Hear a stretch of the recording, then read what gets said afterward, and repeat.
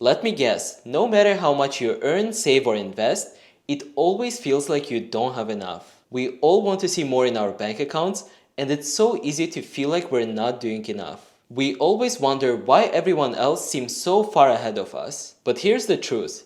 You might be doing better financially than you think. In this video, I'll share 9 signs that you're on the right financial track, even if it doesn't always feel that way. If it's your first time on my channel, I work as a finance manager at a top tech company with an MBA in finance and a CPA designation. I started this channel to help you get control of your finances and build wealth. So let's dive right in and see how many of these 9 signs resonate with you. Sign number 1, you expect your income to grow. When it comes to building wealth, income is everything. You have to make money to have money. But let's be honest, most of us don't start out making 6 figures. Whether you're in an entry-level job or just starting a business, your income in the beginning is usually quite low. And that's completely fine. The key here is growth potential. Ask yourself this question. Do I expect my income to grow in the future if I continue to stay in this career or business? If you're in a career or business with room to scale over time, then you're definitely on the right financial path. Maybe you're earning less now because you're gaining experience, attracting your first clients, or investing in skills that will pay off later. What matters the most is that you're on a path where your income can grow. From my personal example, I work as a finance manager now making a comfortable income. But I started my career 9 years ago as an entry-level accountant making so much less. I also know that even now, my career hasn't reached its full earning potential yet. With time, experience, and hard work, I could move up to become a finance director, then VP and SVP of finance, and eventually could even become a CFO of a large company. On the flip side, millions of people are stuck in dead-end jobs with no growth potential or opportunities to learn. If you're in that position, the best thing you can do is pivot. Learn new skills, get a degree or certifications, switch industries, or even start a side business. Sign number 2, you have an emergency fund. An emergency fund is one of the most important financial safety nets that you can have. It's cash that you've set aside to cover unexpected expenses, like a medical bill, car repair, or even to cover your living costs in case if you suddenly lose your job. Here's why it's so important.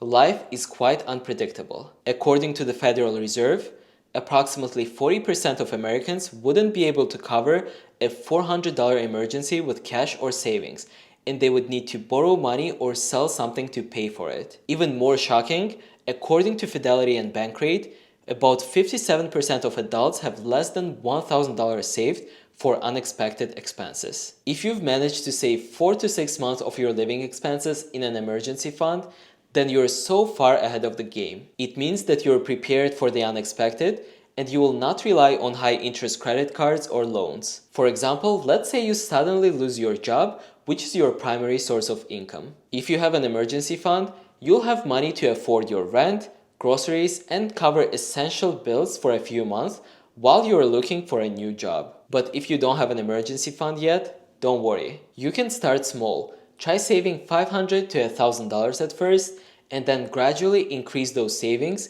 to a point where you have enough saved to cover several months of your expenses. Sign number 3, you're not living paycheck to paycheck. Living paycheck to paycheck can be one of the biggest obstacles to building wealth. When every dollar you earn is spent immediately, there is no room for saving or investing for your future. If you figure out a way to stop living paycheck to paycheck, you'll have some cushion between what you earn and what you spend. Even just a little extra money at the end of the month is a great start. Let's assume we have 2 options now, living paycheck to paycheck and not living paycheck to paycheck. In both cases, our monthly salary now is $4,500. When you have a mindset of living paycheck to paycheck, your monthly expenses are going to be very close to your monthly salary. So in this case, let's plug in $4,450. This means that you're only saving $50 a month or $600 a year. But if you find a way to cut your expenses by another $500 by either cooking at home or finding a cheaper rent, your expenses are going to be $3,950. As a result, you'll be saving $550 a month or $6,600 a year, which is $6,000 more in savings by not living paycheck to paycheck. Now let's assume in 5 years you're making a higher monthly salary of $6,000. So let's plug those in. With the living paycheck to paycheck mindset, you're most likely a victim to lifestyle inflation, so you're gonna increase your monthly expenses to $59.50 again. So despite your monthly salary increasing compared to now, your monthly expenses also increase by the same amount, which results in the same savings of $600. So now let's assume that you're not in the mindset of living paycheck to paycheck and you're not falling victim to lifestyle inflation. So in this case, your monthly expenses are going to be very close to $39.50 that you had 5 years ago. But let's assume some inflation. Let's change it to maybe $4,100.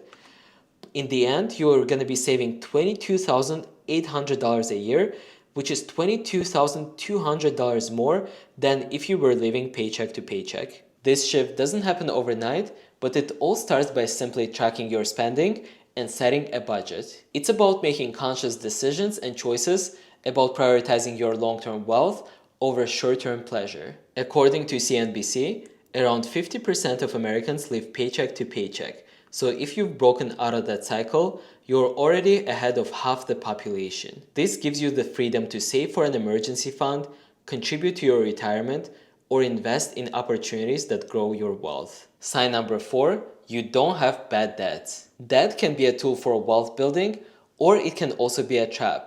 It all depends on whether it's good debt or bad debt. Good debt is any loan that helps you grow financially or increases your income potential. For my personal example, I took significant student loans to attend Columbia for my MBA, which boosted my salary by almost 4 times. Another example of a good debt is a mortgage for a real estate property that appreciates in value and can make you rental income. Now for the bad debt, it usually involves borrowing money to buy things that don't increase in value, like maxing out your credit cards on clothes, gadgets, or vacations. Bad debt also often comes with higher interest rates, which is harder to pay off. According to Experian, the average American carries around $6,500 in credit card debt, and with interest rates above 20%, it can snowball quickly. Let's say you're someone who pays off your credit card in full every month. This means that you're avoiding high interest debt and living within your means. And this sign shows that you're doing quite well financially. Sign number 5, your net worth is growing. When it comes to tracking your financial progress,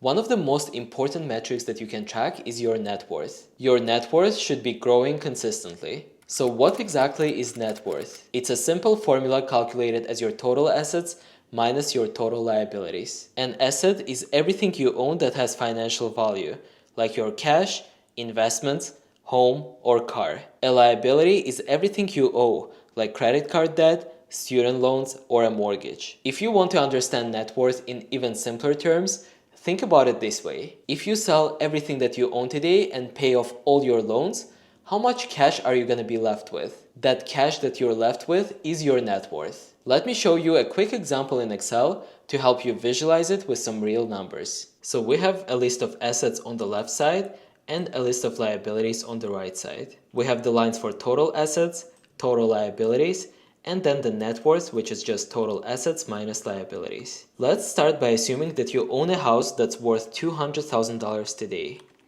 But your house is not fully paid off and you have a mortgage on the house for $50,000. So as of now, your total assets is $200,000, total liability is $50,000, and your net worth is $150,000. Let's also assume that you could sell your car today for $40,000 and you have a car loan for $20,000. Also, you have $10,000 in cash sitting in your bank account, but you also have $5,000 of credit card debt. And lastly, you have $10,000 invested into the stock market, but you also have student loans for $40,000. So overall, you have $260,000 as your total assets, you have $115,000 as your total liabilities, making your net worth $145,000. So if you do the same calculation every few months for yourself, and you find out that your net worth is consistently growing, then that's a huge success. It means that you're saving more, reducing debt, or growing your investments. Sign number 6, you're saving for retirement. Saving for retirement is one of the most important steps to achieving long-term financial security. If you've started setting money aside for your retirement, then you're so far ahead of a significant portion of the population. Because here's the reality. Many people are not prepared for retirement. According to a survey by the Federal Reserve, about 25% of Americans have no retirement savings at all. Even more concerning, 40% of adults over the age of 55 have less than $50,000 saved for retirement, which is far below the amount needed to get by during your older years. Without enough retirement savings, many retirees are forced to rely on Social Security as their primary source of income. Or even worse, they find themselves looking for jobs in their 60s, 70s, 80s, or even later just to make ends meet. So if you're consistently contributing to your 401k, IRA, and other retirement accounts, you're helping yourself to have a stress-free future. Even small contributions now can grow significantly over time with compound interest. For example, if you invest $200 a month starting at age 25, earning an average annual return of 7%, you could have over $500,000 by the time you're 65. But if you wait until age 35 to start, that total drops to around $250,000 by the time you're 65, half as much even though you're saving for only 10 less years. So if you started to save for retirement early on, you're helping your future self a lot financially. Sign number 7, you have a good credit score. Having a good credit score is more than just a number. It's a sign of financial discipline. A solid credit score can definitely make your life so much easier. I personally have a high credit score, and I found it so easy when I was trying to get a mortgage for my primary property, and even now as I'm working on a mortgage for my investment property. Having a good credit score means that you are able to borrow money at lower interest rates, which can save you tens of thousands of dollars over the years. But your credit score is not just needed to borrow money. It's also about building trust. Landlords or even your employers often check your credit reports to assess your financial responsibility. Landlords will be more willing to let you live in their apartments, and employers will be more willing to hire you if they can see that you can manage your finances well. So in short, having a good credit score can help you secure better financial and life opportunities. Sign number 8, you have a good insurance. Insurance is one of those things that's often overlooked and feels like an afterthought until you need it. Whether it's health, car, home, or life insurance, having the right coverage makes sure that unexpected events don't mess up all your finances. We've all seen posts on social media where a few days of stay in the hospital without having a health insurance can result in tens if not hundreds of thousands of dollars in bills. A lack of insurance can leave you vulnerable to financial disaster. For example, over half of all bankruptcies in the US are related to medical expenses, most of which could have been avoided with proper health coverage. Having a good insurance doesn't mean that you have to overinsure or spend more than you need. It's about hedging your bets and covering yourself for worst case scenarios. So if you have a proper insurance, you're on the right financial path and you know that you will not lose everything you're working so hard to build. And sign number 9, you're investing into assets. When it comes to building wealth, it's not only about saving your money, it's also about putting your money to work. If you're actively investing in assets, whether it's real estate, stocks, bonds, or business, you're creating opportunities for your wealth to grow over time. Investing into assets helps you build a future where you don't have to rely on your paycheck alone. According to Yahoo Finance, the top 10% of Americans own 93% of total stocks, which means that the other 90% of population only shares the remaining 7% of stocks. As you continue to invest consistently, you'll eventually break into the top 10% as well. And if you don't know how to start investing in stocks, you can check out my channel where I post monthly videos how I personally invest $2,000 of my own money into stocks. The sooner you start to invest, the more time your money has to grow. So make sure you're taking full advantage of your money and invest it into appreciating assets. And that's it. 9 signs that you're doing better financially than you think. Let me know in the comments which sign you're currently practicing and which one you're trying to improve on. Thank you for watching this video, and I'll see you in the next one.